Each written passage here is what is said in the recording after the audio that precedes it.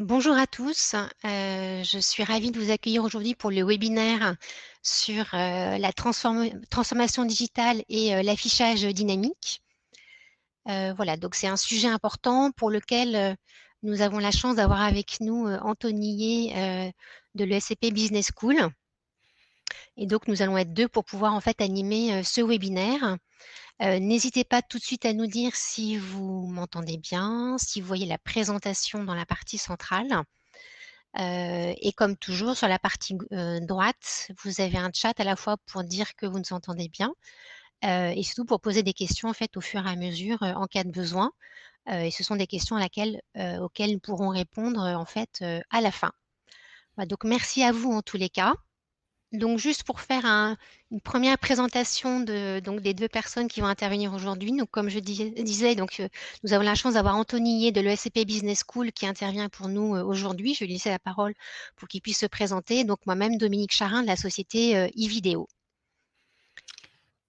Voilà, bonjour à tous. Donc effectivement, je suis ravi d'être ici aujourd'hui. Je suis Anthony Yeh, je suis le directeur de la transformation digitale chez ESCP Business School. Euh, pour ceux qui connaissent pas ESCP Business School, c'est une école de commerce. Nous avons 6 campus en Europe, à peu près partout en Europe, à Londres, Madrid, Turin, Berlin Varsovie et Paris. Bien sûr, on a 2 campus. On a à peu près 7000 étudiants au total. Et donc, nous sommes en pleine transformation Figital et je reviendrai un peu plus tard sur ce que veut dire Figital. Mais voilà, je vais laisser continuer Dominique sur cette présentation. Très bien. Donc je suis moi-même Dominique Charin.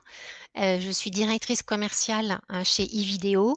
Et eVideo, nous sommes éditeurs de notre solution d'affichage dynamique. Et donc, l'affichage dynamique, c'est ce qui permet de piloter ces écrans à distance. Nous intervenons donc depuis une dizaine d'années sur ce marché complet et sommes présents en fait sur un petit peu l'ensemble des secteurs d'activité, puisque nous sommes donc bien sûr sur le segment enseignement supérieur et entre autres à l'ESCP Business School, mais également à Paris 2 ou à l'Institut Polytechnique, également beaucoup dans le domaine des villes, dans le domaine de la communication interne, dans le domaine du transport, dans le domaine culturel, dans le domaine du sport. J'ai peut-être déjà dit, voilà, en fait, tout endroit où on a besoin de s'exprimer auprès de ces publics, on peut mettre des écrans et ces écrans peuvent être pilotés en fait à distance. Donc, ce qui donne beaucoup d'exemples à raconter, donc ce qui va être en fait tout le sujet de ce webinaire. Donc voilà comment ce webinaire va se passer. On va commencer par une première partie où ce sera plus effectivement la parole pour Anthony Yeh, avec l'idée de justement qui vous explique exactement clairement qu'est-ce que c'est que la transformation digitale et toutes ces évolutions récentes et futures, et entre autres ce qui peut se passer à l'ESCP Business School à ce sujet. Puis je prendrai la parole pour donner d'autres exemples liées en fait à l'affichage dynamique sur différents secteurs d'activité pour terminer effectivement sur qu'est-ce que c'est que l'affichage dynamique et quels sont ses apports dans le domaine de la transformation digitale. Et puis une dernière partie qui sera du coup plus dévolue aux réponses aux questions que vous n'aurez pas manqué de nous poser puisque c'est un sujet vaste et dense et qu'il y a vraiment beaucoup de choses à dire. Donc on va commencer tout de suite sur la transformation digitale et en fait je vais me permettre effectivement de poser quelques questions à Anthony. La transformation digitale, effectivement, on en parle beaucoup. Alors finalement, qu'est-ce que c'est? Est-ce que c'est assez concret pour tout le monde? Je ne sais pas. Qu'est-ce que c'est? Est-ce que c'est vraiment super utile, si on peut dire les choses comme ça? Et est-ce que c'est très important pour l'ensemble, enfin pour les différents secteurs d'activité? Alors oui, merci Dominique. La transformation digitale, effectivement, c'est un sujet d'actualité. Alors si on essaie de prendre la définition un peu brute de la transformation digitale, c'est quoi? C'est un process en fait qui vise à intégrer des technologies digitales au sein des organisations et pour permettre, entre autres, d'avoir un avantage concurrentiel et puis donc d'optimiser le fonctionnement de l'entreprise ou de l'institution ou de l'école dans notre cas. Et donc, on parle beaucoup de transformation digitale et puis chez nous, à ESCP, on s'est vraiment lancé depuis fin 2018 sur une transformation Figital. Alors pourquoi Figital, hein, pourquoi on dit Figital parce qu'on veut associer en fait le physique et le digital. On a la chance d'avoir nos campus en propre et d'avoir aujourd'hui ce qu'on appelle des salles hybrides. La Covid, notamment le contexte sanitaire, nous a accéléré cette transformation et nous avons déployé de manière assez large un plan qu'on avait commencé fin 2018 et qui nous a permis d'anticiper cette transformation. Alors Figital, on l'a emprunté au retail. À l'origine, on parlait de Figital dans le retail, c'est-à-dire les magasins et qui remontent de l'information, qui sont connectés. Et voilà. Et nous, effectivement, on a des salles de cours, des salles de classe hybrides. On a dans ces salles de classe hybrides un matériel qui est assez top niveau en termes d'innovation. On a les dernières tablettes graphiques qui peuvent faire tableau numérique. On a les derniers systèmes de caméras. Et donc, ce qu'on veut dans le Figital, c'est améliorer l'expérience utilisateur, donc améliorer l'expérience étudiant, professeur, avec une expérience sans couture entre le physique et le digital. Et là, on peut faire le lien effectivement avec l'affichage dynamique, qu'on a mis en place ce projet dans le cadre de notre grand plan de transformation. On avait aussi cette logique Figital. Et d'ailleurs, aujourd'hui, je vous parle depuis la Figital Factory, en fait, qui est notre lieu où on va innover, co-construire et transformer. Où on a un écran aussi derrière d'affichage dynamique qui vraiment est à la fois connecté, donc très physique, puisque là on le voit derrière moi, et à la fois cet écran, par exemple, on a connecté l'écran dans notre espace de réalité, qui est en fait un jumeau numérique de notre Figital Factory. Donc on a encore cette expérience, on a créé cette expérience sans couture entre ce qu'on a dans la réalité virtuelle, dans nos espaces de réalité virtuelle, qui sont des espaces collaboratifs également, et ce qu'on a dans le monde physique. Et j'ai coutume de dire, et je finirai là-dessus pour cette définition, que bien sûr la transformation digitale ou Figital, c'est d'abord de l'humain. Et effectivement, il y a énormément de conduites de changement à prévoir parce qu'il ne s'agit pas de mettre uniquement de la technologie et tout fonctionne. Il s'agit de bien se préparer et on en reparlera ultérieurement, je suppose, mais le projet d'affichage dynamique est un vrai projet collaboratif de co-construction qu'il faut vraiment travailler en amont et c'est ça qui est un des facteurs de succès de ce type de projet. Alors, vous avez déjà un peu répondu à ma question suivante, mais c'est parfait. Qui était effectivement avec le contexte récent hybride. Donc, on a tous dit beaucoup activités en présentiel et en distanciel. Quels impacts on peut imaginer sur la transformation digitale? Mais du coup, effectivement, c'est ce que vous avez déjà traduit en Figital avec une vision qui était déjà en fait préalable au Covid, comme vous l'aviez dit effectivement à l'instant. Oui, tout à fait. Alors, c'est vrai que la logique hybride, ça nous permet en fait de nous adapter, clairement.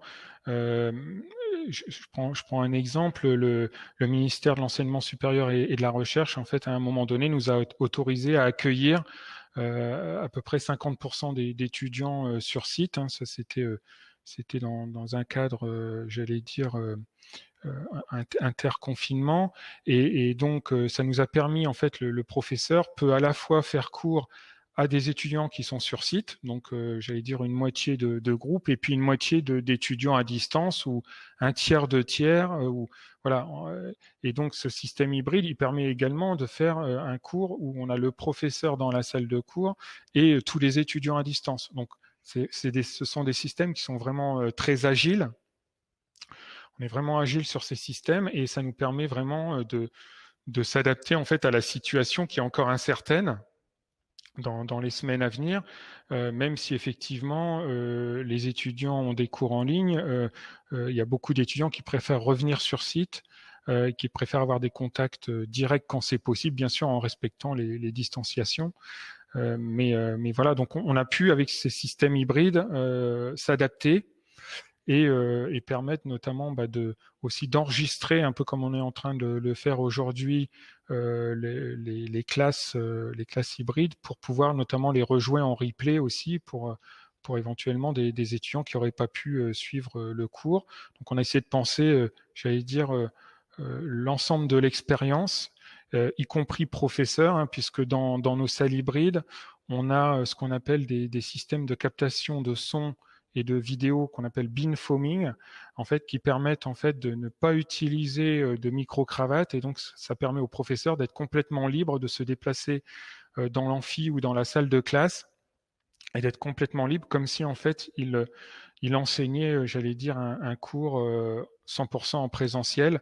Le but, c'est de continuer d'améliorer cette expérience et de faire en sorte que le professeur se sente le plus à l'aise possible avec le digital. Et c'est, comme je le disais, c'est ça qui est important dans la transformation digitale, c'est l'accompagnement des professeurs chez nous, et c'est donc par extension améliorer l'expérience online et sur site des étudiants. D'accord. Donc du coup, effectivement, comme ça fait déjà un certain temps que vous êtes sur le sujet, voilà, en plus vous êtes une école de commerce, donc c'est important de bien prévoir les choses. Voilà, quelle a été pour vous en fait à l'origine la feuille de route, et en fait quels ont été les points les plus importants pour vous assurer à la fois des clés de succès, et quels écueils vous avez pu anticiper, ou vous dire, bah voilà, même ou en cours de route, bah, qu'est-ce qu'il fallait éviter en termes de problématiques pour que ça fonctionne effectivement de façon absolument super. Oui. Alors là, j'ai parlé du sujet de l'hybridation, mais sur la transformation digitale, hein, en global, comme vous venez de le dire, ce qui est important déjà, c'est d'avoir une stratégie, hein, donc d'aligner en fait la stratégie de cette transformation sur la stratégie, en l'occurrence, de l'école. Hein. Et nous, on a une stratégie brand and sizing, hein, c'est-à-dire on développe la marque d'un côté, et puis on veut accompagner en fait l'augmentation du nombre d'étudiants dans les années à venir.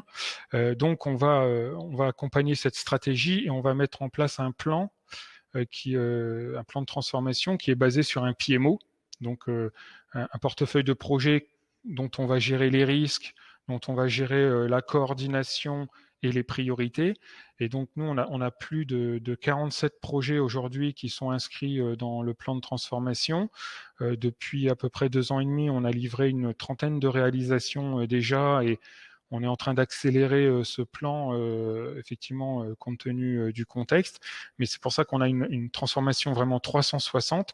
Hein, donc, on travaille également sur d'autres projets comme la Digital Workplace, par exemple, qu'on est en train de finaliser, de mettre à disposition. On a aussi des projets de type Adaptive Learning. On a également des projets SIRH. Enfin, on a vraiment attaqué la transformation digitale de manière globale. Et l'affichage dynamique est donc un des sujets que nous avons traités. Et si on regarde un peu les caractéristiques, alors je ne sais pas si on les évoque maintenant ou si on les évoque plus tard. Peut-être juste après, Dominique. avec la Voilà, juste question après, donc suivante. je vais pas rentrer dans le détail, mais je vais vous donner un peu les caractéristiques du projet, comme Mm. ce qu'on a mis en place pour garantir le succès aussi de ce projet. Mais voilà, c'est important d'avoir ce PMO avec l'ensemble de ces projets pour avoir toujours le cap de la transformation. Et puis bien sûr, un des points importants, c'est la conduite de changement. Donc la conduite de changement, moi ce qu'on conseille, c'est d'avoir différents piliers qui vont permettre justement d'accompagner cette transformation. Les deux premiers piliers, c'est les piliers qui sont assez classiques et connus, c'est la communication et la formation. Donc ça, organiser la communication dans un plan de transformation, c'est avant, pendant et après. Hein, on communique jamais assez, hein, même nous, quand on est ce qu'on appelle le nez dans le guidon, à un moment donné, il faut pouvoir ressortir, lever la tête et puis se dire, voilà, il faut un temps de communication. L'aspect formation, important, et la formation à la fois en présentiel, mais maintenant on est capable de faire des formations en hybride. C'est-à-dire que même le distanciel aujourd'hui, puisqu'on a beaucoup de monde en télétravail, comme à peu près dans toutes les entreprises, on continue à dispenser des formations en mode hybride, hein, c'est-à-dire ou 100% en ligne en fait. Hein. Et pour cela, on a mis en place d'ailleurs une plateforme de micro-learning qu'on appelle SoCook chez nous, Cook comme Corporate Open Online Courses, hein, un peu comme les MOOC, mais beaucoup plus ciblé pour travailler le micro-learning selon des notions, toujours sur les sujets de transformation du jour. Voilà. Et donc, sur les autres piliers, donc j'en ai cité 2, on a aussi le pilier qui est très important, qui est la gestion des risques. Donc dans les gestions des risques, il va y avoir la gestion de l'humain, la gestion des risques externes, la gestion de l'inattendu. Hein, et on sait de quoi on parle, hein, effectivement, avec ce contexte, encore une fois, il a fallu gérer l'inattendu. Donc plus on va l'anticiper, on va travailler sur des matrices SWOT, plus on va contrôler, maîtriser en fait le déroulement du projet et le réaliser. Voilà. Et puis ensuite, il y a un des derniers piliers qui est le plus important hein, pour moi, c'est la co-construction. La co-construction avec les utilisateurs, avec l'ensemble des parties prenantes.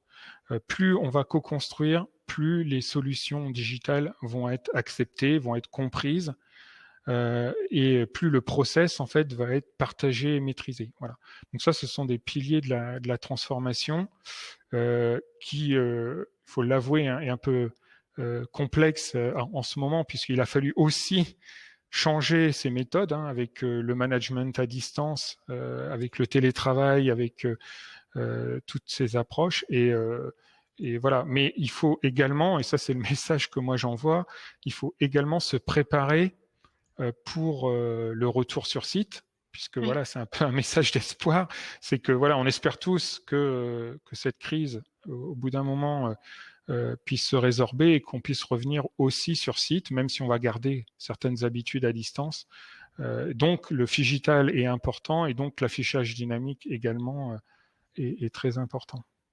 D'accord. Donc justement, effectivement, vous avez beaucoup parlé communication, engagement, suivi de projet. Quels sont les outils? Vous avez parlé d'affichage dynamique, c'est super. Mais quels sont les outils majeurs que vous avez pu utiliser pour ça et qu'est-ce qui vous semble vraiment important pour bien en fait, engager l'ensemble des personnes sur ces projets-là? Oui, alors en termes de communication, comme je l'ai évoqué tout à l'heure, il faut être multicanal, ça c'est extrêmement important. Il n'y a pas un seul canal qui est préférentiel par rapport à un autre. Plus on va multiplier les canaux, plus on va être efficace. Et puis aussi les actions terrain quand c'est possible.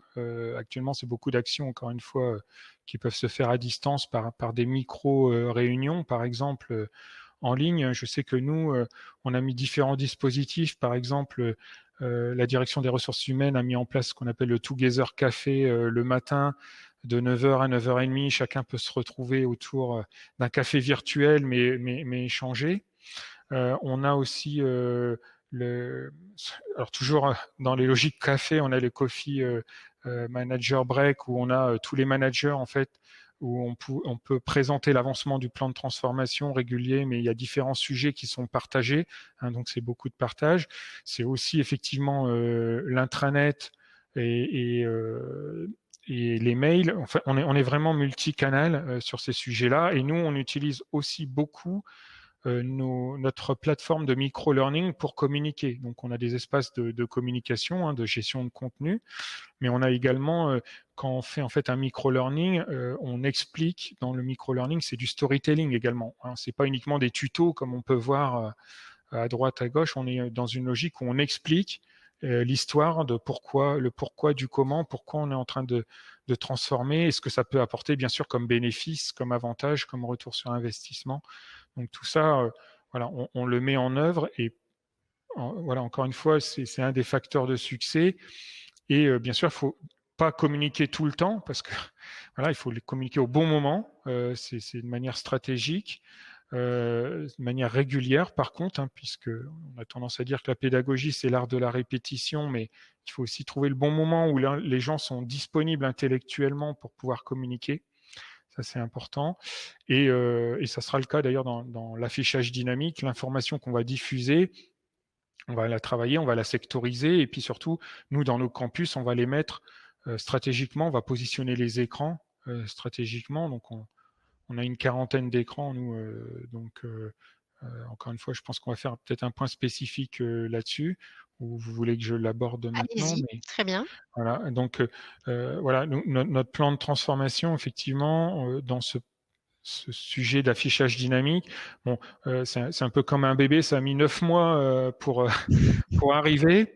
Parce qu'on a pris également, alors pour deux raisons, hein. Un, on a pris notre temps pour préparer le projet, communiquer et préparer les process, notamment les workflows de validation de contenu qui vont être poussés sur les différents écrans, d'autant on s'est aligné en fait sur l'expérience des étudiants, l'expérience utilisateur, et bien sûr on a travaillé avec la direction de la communication pour sectoriser et pour organiser, hein, ça c'est extrêmement important, pour organiser qui peut proposer de la communication, qui peut la valider et à quel rythme, etc. Donc c'est beaucoup d'organisation au départ. Ensuite, les aspects techniques, en général, c'est ce qui va relativement assez facilement parce que voilà, les équipes sont des experts et maîtrisent les sujets. Et après, ben, c'est plutôt là où on commence à être un peu plus en valeur ajoutée, c'est quand on essaye d'insérer un peu d'innovation sur ces sujets. Et donc, je l'ai évoqué brièvement tout à l'heure, mais nous, on travaille et on aura une inauguration de notre Digital Factory dans à peu près un mois. Hein, donc, et cette inauguration, elle va aussi permettre la présentation de notre Digital Twin. Et le Digital Twin, c'est vraiment une copie digitale en réalité virtuelle de la Digital Factory, dans lequel on va également retrouver les écrans d'affichage dynamique, puisque voilà, on travaille avec notamment eVideo pour justement pouvoir déporter facilement ces écrans. Donc aujourd'hui, voilà, on passe par une certaine technologie pour le faire, mais demain, ce sera encore plus facile de déporter ces écrans dans d'autres environnements, que ce soit sur du mobile, parce qu'effectivement, on se doit maintenant aussi dans une transformation d'être mobile first, comme on dit. Et donc, on est vraiment sur cette logique d'expérience pour les étudiants et pour les professeurs, mais student-centric, qui va être une expérience sans couture, c'est-à-dire que demain, les campus qui vont se connecter dans cet espace, les étudiants qui vont se connecter dans cet espace de réalité virtuelle, verront également la même chose que ce qu'ils voient en physique sur ces écrans d'affichage dynamique. Mais pas que, bien sûr, puisque l'objectif de la réalité virtuelle, c'est aussi d'ouvrir d'autres perspectives, et c'est bien ce qu'on va faire, c'est-à-dire collaborer dans ces espaces, ouvrir d'autres perspectives, et dans une logique de co-construction. Donc, on va vraiment accompagner les utilisateurs dans cette co-construction. Donc, chez nous, ça fait une quarantaine d'écrans physiques dans les campus, et puis on va avoir pour l'instant dans la réalité virtuelle quelques écrans supplémentaires qui sont synchronisés. Mais voilà, l'idée après, c'est vraiment de le déployer de manière plus large, puisqu'on est multicampus. Hein, vous avez compris que nous, on avait un modèle multicampus. Donc là, il va être très facile ensuite de déporter. Et comme on a une logique fédérale et campus locaux, on va pouvoir pousser de l'information fédérale, y compris à distance, que ce soit dans l'espace virtuel ou dans l'espace réel. Donc on est vraiment encore une fois, dans cette expérience la plus fluide possible pour les étudiants et dans une logique d'amélioration continue. Voilà, bah, écoutez, du coup, je vous remercie parce que c'est vraiment une vision, enfin, peut-être pour pas mal de personnes, une vision d'avenir, mais en fait qui est tout à fait en ce moment chez vous. Donc, on voit la différence entre ce qu'on peut imaginer pour la suite et ce qui est déjà en fait en cours de réalisation chez vous, qui donne en fait beaucoup d'intérêt parce qu'on voit l'activité qui évolue beaucoup, on voit l'importance de la partie communication et du coup l'impact en fait sur l'ensemble des personnes. Donc du coup, moi, ce que je souhaitais voir après cet exemple plus ESCP, c'est montrer d'autres exemples en fait d'utilisation qu'on peut avoir auprès d'autres clients, puisqu'effectivement, bah, l'affichage dynamique, comme vous l'avez dit, Anthony, c'est bon. En fait, à l'origine, c'était avant tout un outil de communication à distance sur les écrans dans des sites physiques. Et en fait, selon la formule consacrée, c'est effectivement quelque chose qui permet de délivrer la bonne information au bon moment auprès de la bonne personne. Donc un outil de ciblage très très fort, mais qui a du coup des bénéfices complémentaires forts, puisque c'est ce qui vous permet de vous adresser à tout vos publics internes, qui soient sur vos sites ou effectivement maintenant plus sur vos sites. Donc c'est des choses nouvelles. C'est un outil qui permet d'accueillir le public externe, qu'il y ait ou non sur vos emplacements du personnel dédié pour l'accueil. Et c'est un outil qui permet d'engager très fortement le public externe à interagir en tous les cas avec vos propres services. Donc, si on reprend chacun de ces bénéfices pour voir concrètement qu'est-ce que c'est, donc le premier bénéfice qui est très orienté communication interne, en fait, l'affichage dynamique permet bien sûr de s'adresser à ces publics internes, qui soient donc sur site quand ils passent devant les écrans, ou maintenant également à distance. Pour faire quoi? Clairement pour communiquer, pour informer, mais aussi de plus en plus, et Anthony l'a dit tout à l'heure, pour accompagner en tous les cas l'activité efficacement. Donc, si je regarde un premier exemple pour effectivement en quoi l'affichage dynamique permet d'optimiser clairement la communication interne, j'ai choisi comme exemple Hop de Air France, puisque on voit très bien que Hop de Air France, donc c'est une compagnie aérienne qui a des populations salariées qui sont soit sur site pour les salariés qui travaillent dans les bureaux, mais une énorme partie de la population sont en fait des personnels nomades, les personnels navigants, donc les hôtesses, les pilotes et les agents d'exploitation.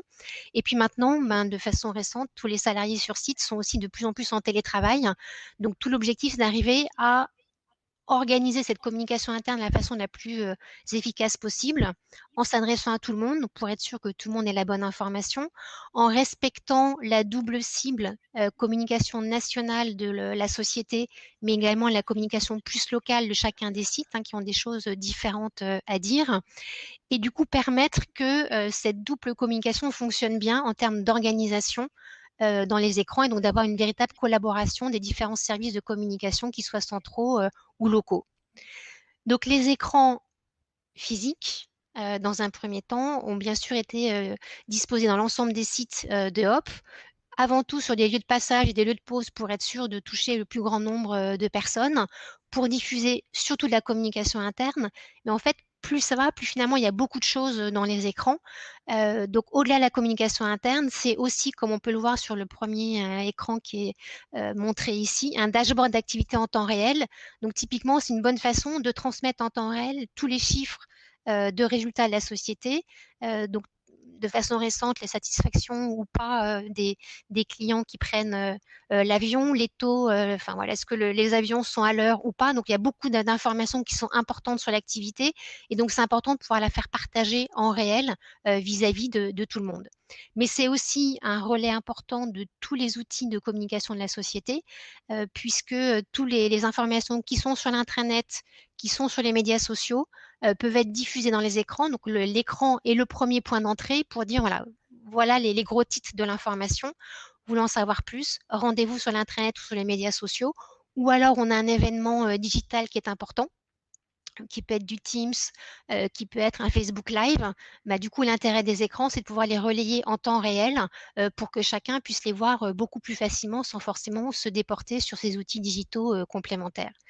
Donc l'ensemble de ces informations sont bien organisées à la fois au niveau national et local, en termes d'objectifs de communication et d'information sur les écrans physiques de ces sites-là, mais maintenant également de plus en plus, en fait, par l'affichage dynamique, en tous les cas par notre solution, on peut aussi toucher les salariés distants, qui vont pouvoir voir cette communication dynamique également sur leur PC portable, leur smartphone, ce qui permet du coup d'être sûr de toucher réellement 100% de sa population, que les gens soient sur site ou pas. Donc c'est une force absolument importante, puisque déjà en soi-même, l'affichage dynamique est un média extrêmement visible. Donc c'est un média de communication, mais c'est aussi de plus en plus un média qui accompagne et qui permet d'optimiser l'activité des entreprises. Les besoins, en fait, parce qu'une entreprise a maintenant beaucoup d'informations sur sa propre activité, typiquement plein de logiciels métiers, ou ça peut être des capteurs ou des applications tierces. Et donc, toutes ces informations existent. Le besoin, c'est de les faire connaître le plus facilement possible auprès des utilisateurs qui en ont besoin. Et donc, l'intérêt de l'affichage dynamique, c'est de pouvoir délivrer ces informations de façon automatisée, en temps réel, donc pas le lendemain, mais au bon moment, au bon endroit, donc dans les bons écrans qui vont intéresser la bonne population. comme on peut le voir ici. Donc, j'ai choisi des sujets d'innovation comme le Boston Consulting Group, qui en fait a un showroom d'industrie 4.0 sur le plateau de Saclay, qui leur permettent effectivement d'expliquer ce que sera l'industrie dans le futur et en fait qui doit certainement déjà commencer à exister dans différents endroits. Et donc là, on voit un mur d'écran dans lequel, en permanence, l'ensemble des informations de la production remontent, qui peuvent qui permettent de suivre l'évolution de la production, qui permettent éventuellement, en cas de souci, d'avoir une prise de décision immédiate et en fait de faire en sorte que les salariés soient courant au bon moment de ce qui se passe. Même chose plus bas où en fait c'est la SNCF, les campus digitaux, là où se passent toutes les innovations en cours pour la SNCF. Donc eux-mêmes mettre en place innovent en créant plein d'applications dont les informations viennent de capteurs qui sont présents sur l'ensemble du territoire de la France, dans le but de mieux travailler la partie transport, mieux prévoir, mieux anticiper l'activité. Voilà, donc là, j'ai choisi plutôt des sujets d'innovation, mais on peut tout à fait imaginer la même chose pour des entreprises qui sont dans le domaine de la production, où effectivement, on a besoin de savoir en temps réel comment l'activité avance, donc soit sur la production de l'entreprise, soit également pour les activités de chacun des départements, comme Anthony l'a évoqué tout à l'heure, tout ce qui peut être suivi de projets de la DSI, c'est intéressant de savoir en temps réel où est-ce qu'on en est, qu'est-ce qui se passe, ou des RH ou de la RSE. C'est clair que chaque département a de plus en plus besoin de faire connaître ses projets, de faire connaître l'état d'avancement pour être dans un niveau de communication tout à fait transparente et mieux faire savoir ce qui se passe.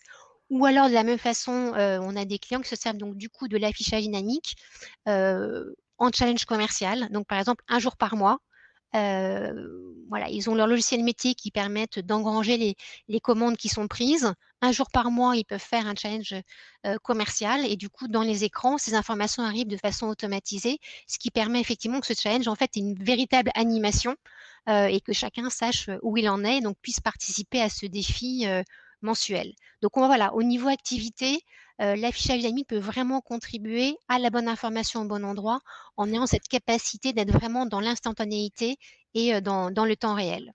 Après cette partie plus communication interne, il y a aussi un aspect important sur l'accueil, qui sera certainement encore de plus en plus important dans les temps à venir, puisque par l'affichage dynamique, on peut assurer un bon accueil sur site en toutes circonstances et du coup optimiser clairement l'expérience des visiteurs. Donc le premier accueil, c'est de pouvoir aider les visiteurs externes à bien avoir un bon trajet, un bon parcours au sein de l'entreprise ou de l'administration ou de l'endroit en tous les cas où ils vont se rendre. Et typiquement, les besoins sont de permettre de fluidifier le parcours des visiteurs, qu'il y ait ou non sur site un personnel dédié pour cet accueil. Donc, on a besoin d'annoncer la gestion de file d'attente, par exemple, dans des mairies, des hôtels d'agglomération, partout la signalétique des lieux, la réservation de salles, ça peut être le cas dans des entreprises, le comptage de personnes et les jauges qui sont maintenant des informations importantes en temps de Covid, et c'est le cas de plus en plus dans plein d'endroits, voilà, combien de personnes peuvent encore rentrer, est-ce qu'on peut les accepter ou pas, ou l'emploi du temps, ou la présence et absence des professeurs.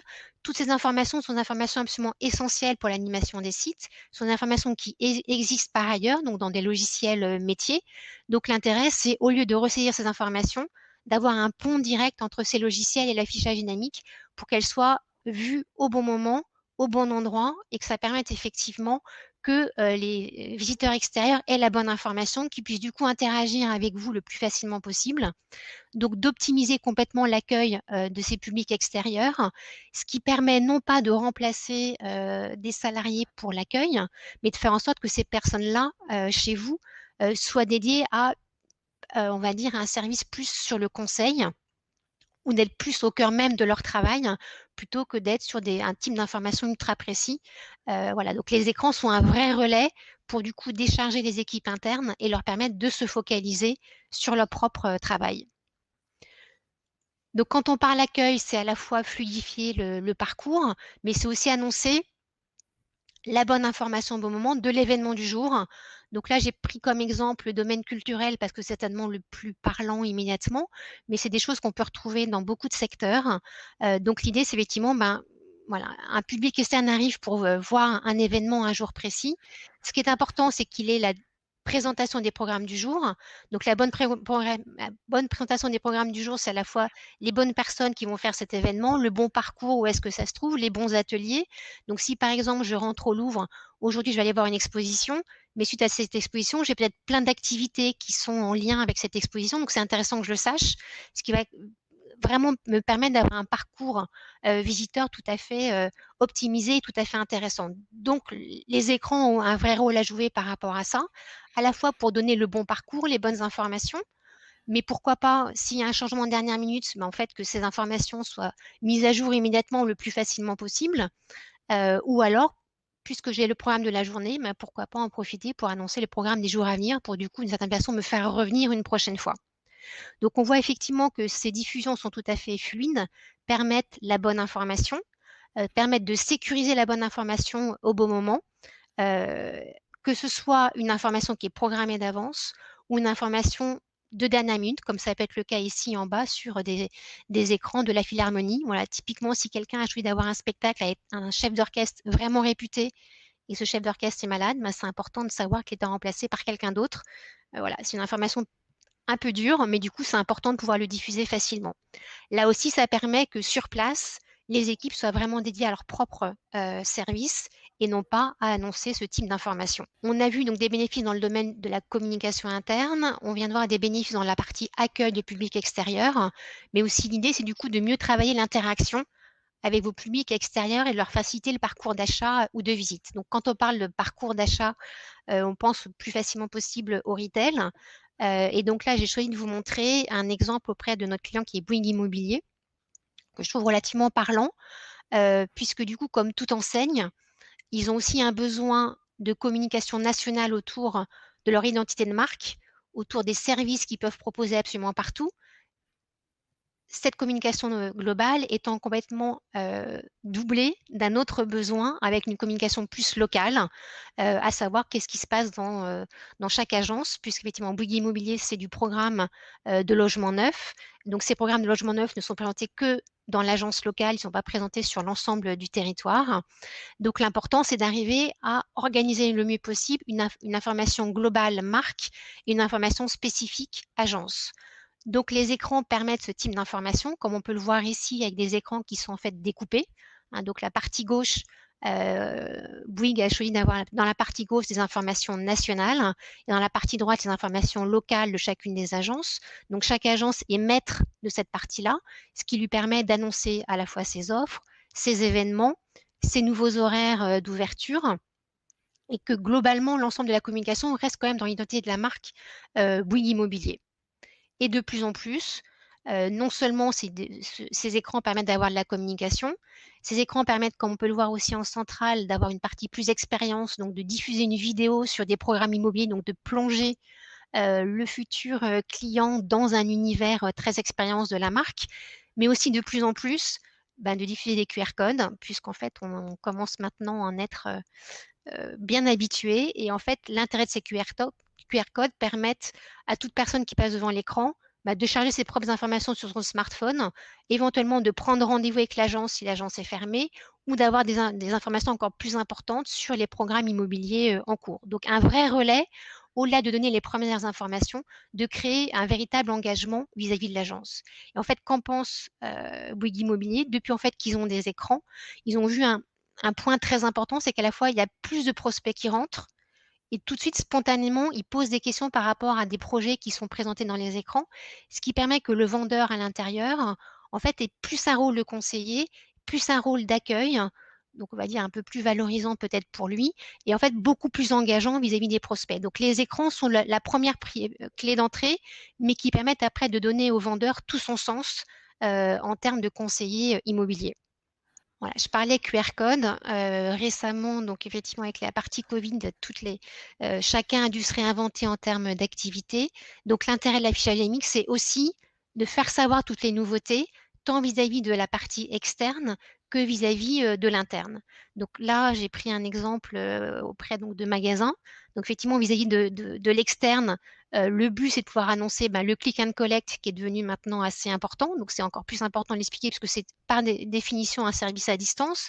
C'est éventuellement annoncer les bons horaires d'ouverture puisqu'ils changent assez souvent.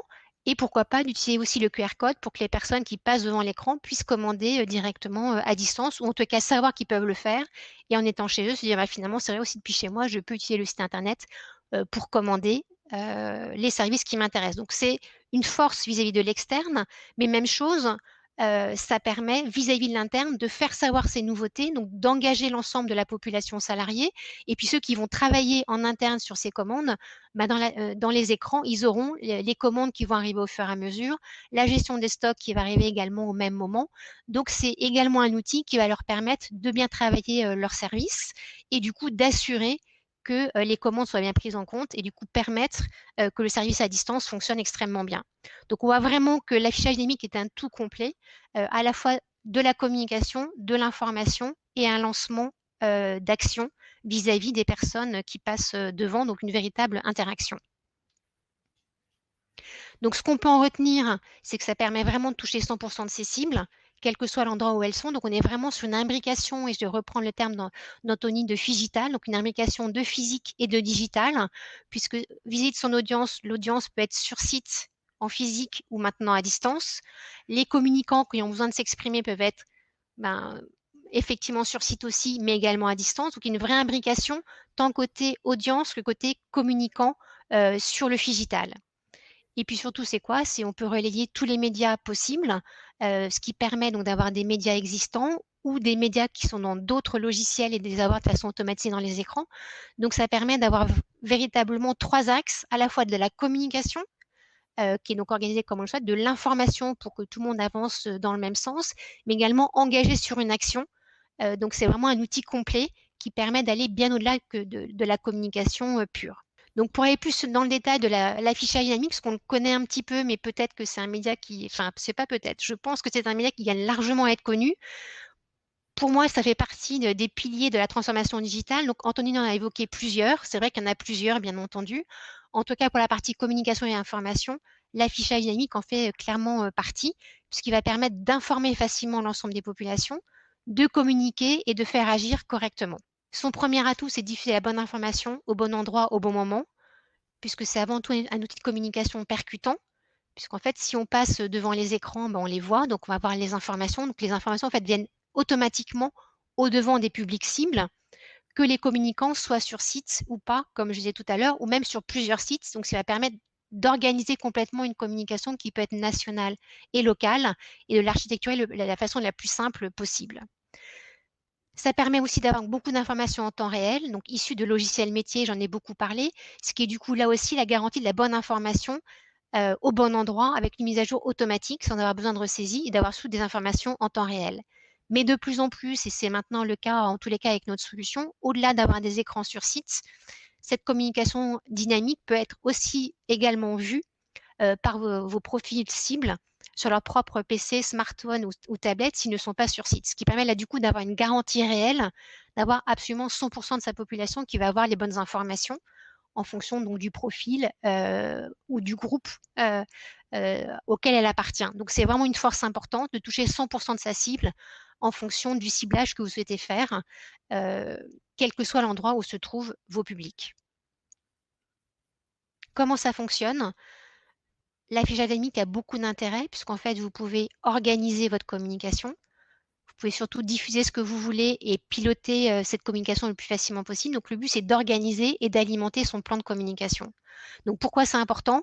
Parce que la communication en dynamique, bah, il faut qu'elle soit dynamique, donc il faut qu'elle soit vivante. Donc, le but, c'est d'arriver à organiser ces informations de façon spécifique et d'avoir une organisation dans les écrans qui soit différente, donc d'avoir des mises en page différentes. C'est clair que si on a toujours la même chose dans l'écran, bah, au bout d'un moment, même assez rapidement, plus personne ne va regarder. Si la mise en page est la même chose, on ne va jamais regarder.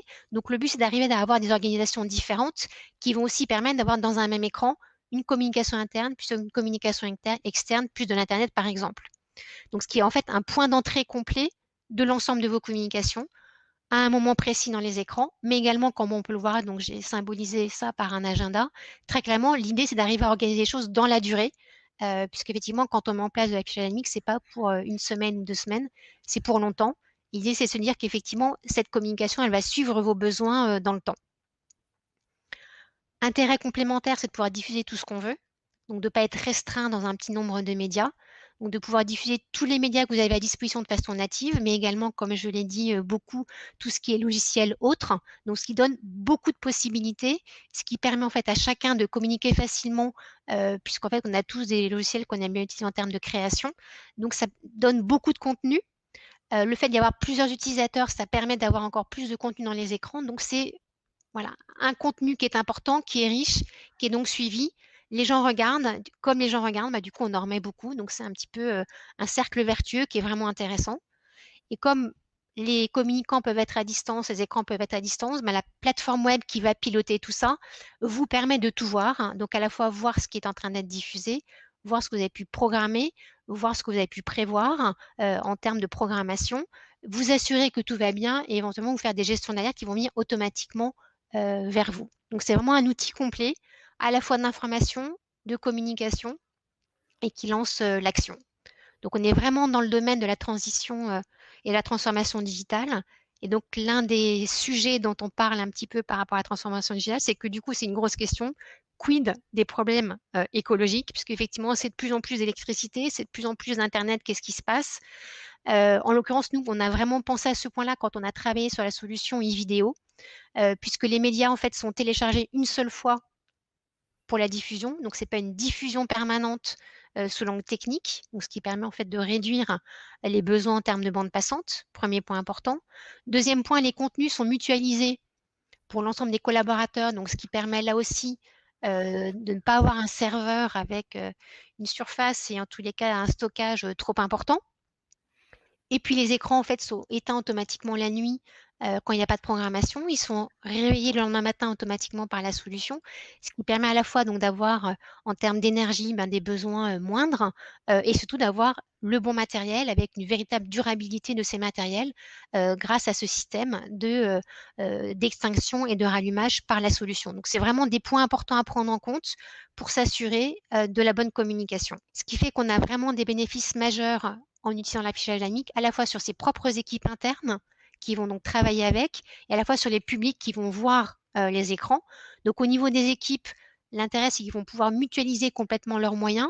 Ça vous permet d'avoir une communication complètement fédérée vis-à-vis de l'ensemble des personnes, ce qui va travailler la collaboration des différents services, qui est l'un des maîtres mots de la transformation digitale, pour diffuser la bonne information au bon endroit, au bon moment, ce qui permet donc de gagner beaucoup de temps, ce qui est un gain énorme également en termes d'efficacité. Donc là, c'est vraiment un point, un outil fort pour vos équipes qui permet côté public, donc côté audience, de pouvoir toucher 100% de ces publics, comme on l'a dit tout à l'heure, là où ils se trouvent et en fonction de leur propre profil. Donc non seulement c'est 100% de la population, mais c'est là où ils se trouvent et c'est en fonction du profil et du ciblage que vous souhaitez faire.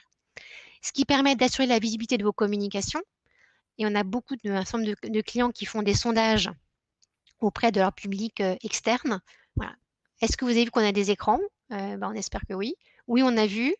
Qu'est-ce que vous en pensez? Et en fait, ce qu'on voit dans ces sondages, on a toujours des scores extrêmement forts. C'est des sondages qui peuvent être soit sur des intranets, soit sur des questionnaires papier. Chaque fois, ce sont des questionnaires en spontané, avec des taux de retour importants, parce qu'on a en général entre 60 et 70% de taux de retour, donc ce qui est un score énorme en soi-même déjà, donc ce qui montre que les gens sont interloqués par les écrans, ils sont impliqués par le sujet.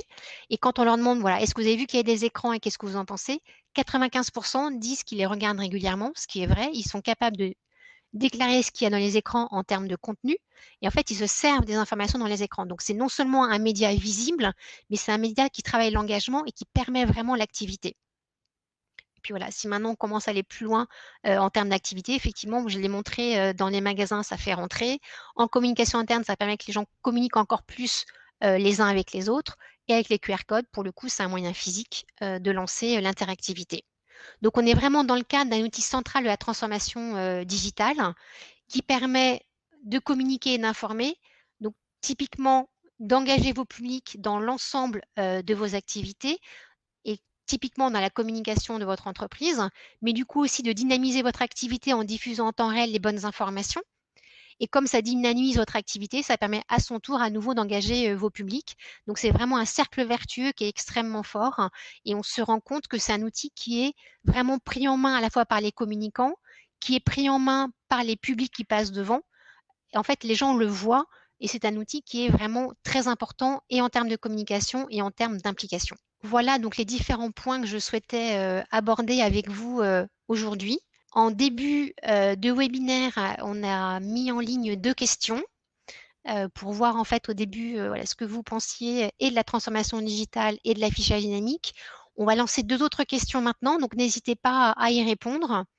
Je pense que vous avez dû poser pas mal de questions pendant ce webinaire.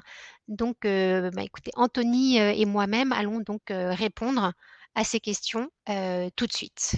Donc, je vous remercie en tous les cas de nous avoir écoutés, de votre participation. Et nous allons donc pouvoir passer aux questions. Donc, on a une première question de Farah qui s'adresse à vous, Anthony. Qu'entendez-vous par expérience sans couture? Merci.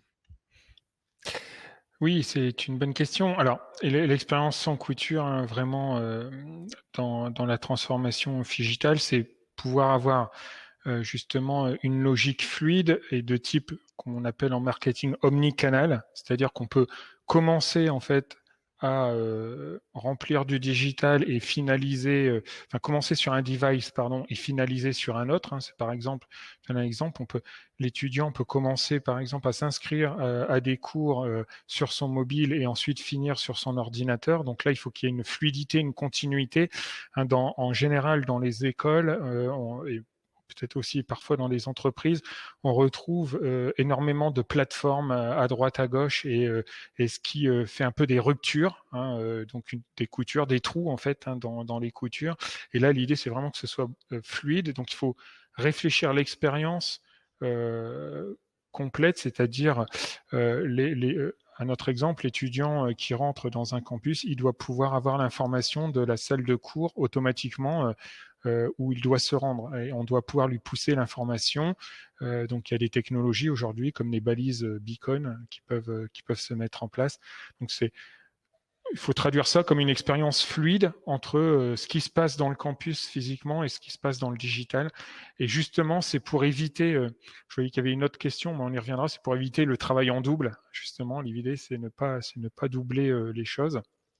Donc, avec le lien avec la deuxième question, d'ailleurs, qui est Oui. quid de la perte d'étudiants donc dans votre système hybride et comment gérer la baisse d'attention. Effectivement, ça, c'est un vrai sujet. En fait, un des sujets qui est mis en place hein, par les professeurs pour gérer cet aspect-là, c'est ce qu'on appelle les pédagogies actives.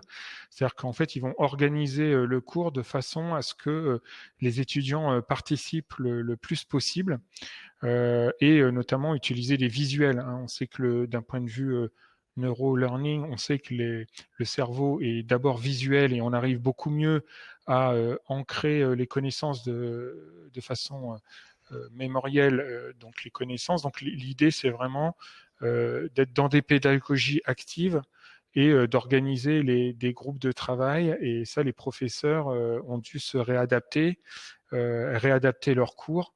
Il est vrai que si on avait un cours magistral, on peut avoir cette baisse d'attention, hein, ce qui est en général, c'est au bout de 10 minutes, on a déjà une baisse d'attention des étudiants. Donc il faut organiser, c'est un peu des serious games, hein, il faut organiser en fait l'interactivité. Et c'est possible hein, à travers le système hybride puisque on peut partager un certain nombre d'outils complémentaires.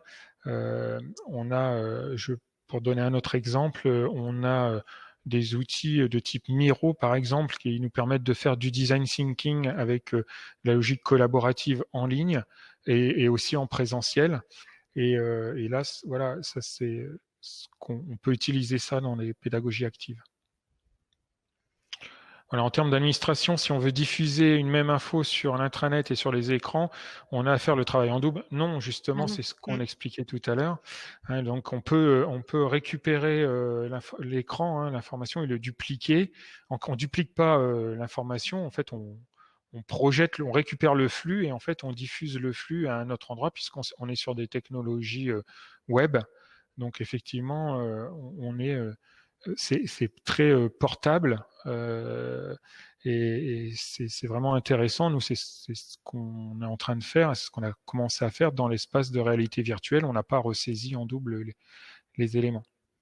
Ouais, nous, Donc, effectivement, c'est effectivement sur la partie affichage dynamique, tous nos clients qui veulent diffuser leur intranet sur l'affichage dynamique, oui, c'est la même chose. Enfin, c'est des données qui sont sur l'intranet, mais qui sont diffusées de façon automatique sur l'écran.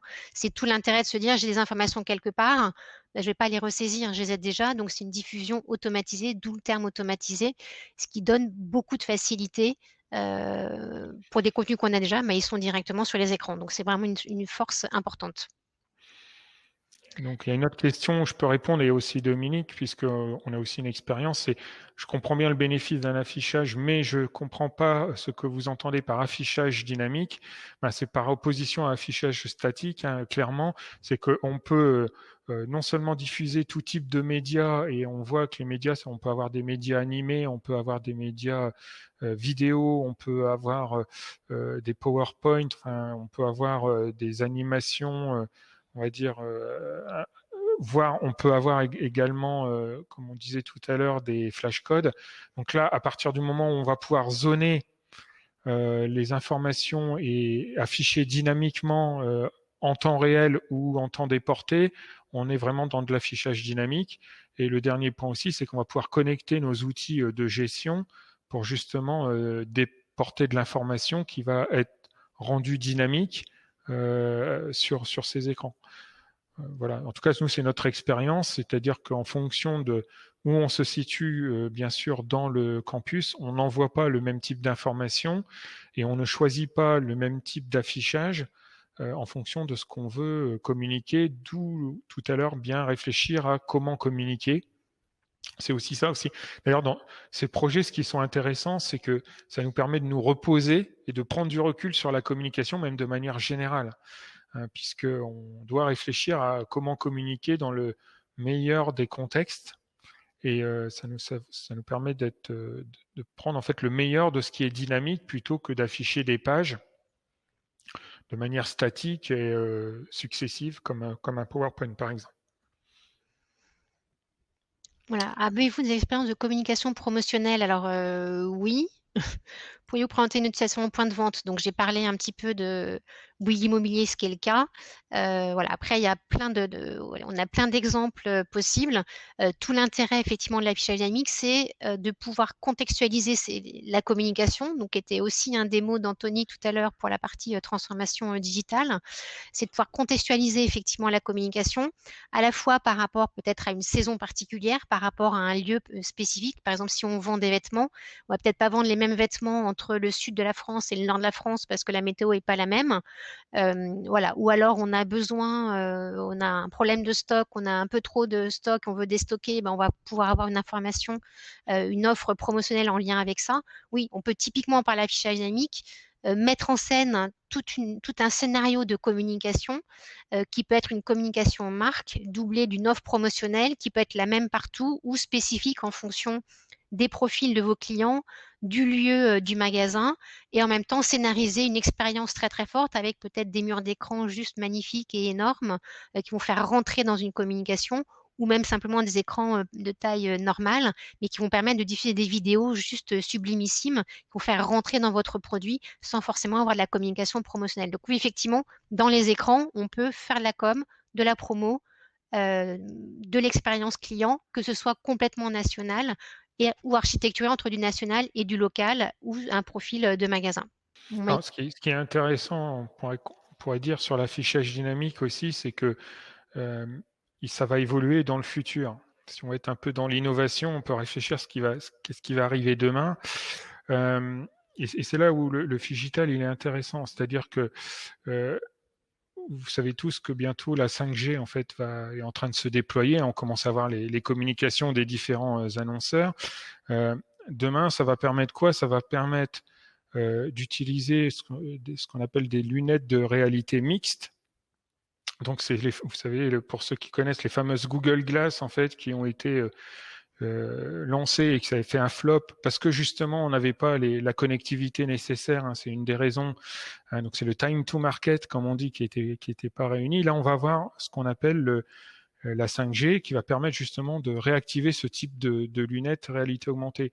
Et donc les lunettes réalité augmentée, c'est quoi? C'est qu'on va superposer la réalité à ces lunettes pour donner de nouveaux types d'informations. Donc on peut très bien imaginer une interaction demain avec les écrans d'affichage dynamique, ou quand vous allez avec vos lunettes de réalité mixte regarder les écrans d'affichage dynamique, vous allez avoir de l'information beaucoup plus personnalisée, puisqu'en fait, il y aura une reconnaissance visuelle en fait de symboles qu'on aura mis au niveau de l'affichage dynamique et qui permettra, à travers vos lunettes, de vous pousser de l'information très ciblée. Donc ça aussi, c'est des nouvelles applications, un peu comme il y a eu les flashcodes à un moment donné, qui ont vraiment explosé ces derniers temps. Je rappelle quand même que les flashcodes, ils ont existé, en tout cas en France, depuis 2008-2009. Ça fait des années que ça existe et ça a vraiment explosé avec les nouvelles applications. Donc là aussi, je pense que l'affichage dynamique, c'est un sujet d'avenir parce que c'est un sujet qui va toujours être en interactivité avec d'autres outils digitaux innovants qui vont arriver demain. La réalité mixte, la réalité virtuelle, en ce moment, c'est ce que nous, on est en train de faire. Et bien sûr, il faut s'y préparer et c'est pas quelque chose qu'on va jeter du jour au lendemain, bien au contraire, puisque les technologies en fait qui sont utilisées sur l'affichage dynamique, c'est vraiment des technologies euh, qui sont connectables, qui sont avec une connectivité forte avec les environnements qui existent aujourd'hui, les digital workplace, les environnements de réalité virtuelle et comme je disais, demain les environnements de réalité mixte. Donc il faut vraiment imaginer ce que demain, ce qu'on peut en faire et les avantages qu'on peut en tirer. Et je pense que ça, c'est vraiment des perspectives intéressantes également dans la transformation digitale. Voilà, bah, écoutez, je pense que ce sera le mot de la fin. Parce que je vois que voilà, le temps a beaucoup tourné. En tout cas, ouais, il y avait beaucoup de choses à dire. On le savait avec Antonio, c'est waouh, comment est-ce qu'on va arriver à faire tenir tout ça dans 45 minutes. Donc voilà, on a essayé le mieux possible. En tous les cas, on vous remercie tous pour nous avoir suivis. Si vous avez des questions par la suite, n'hésitez pas à revenir vers nous. Voilà, on y répondra vraiment avec plaisir. Bon, comme toujours, il y a un replay Webikeo, mais il y a un replay aussi sur le site e-vidéo. N'hésitez pas. Voilà, je sais qu'Anthony sera ravi de répondre à vos questions. Moi de même aussi. En tout cas, c'est un plaisir de passer ce moment avec vous. Voilà, merci à vous. À très bientôt. Au revoir. Merci à tous. Merci, au revoir.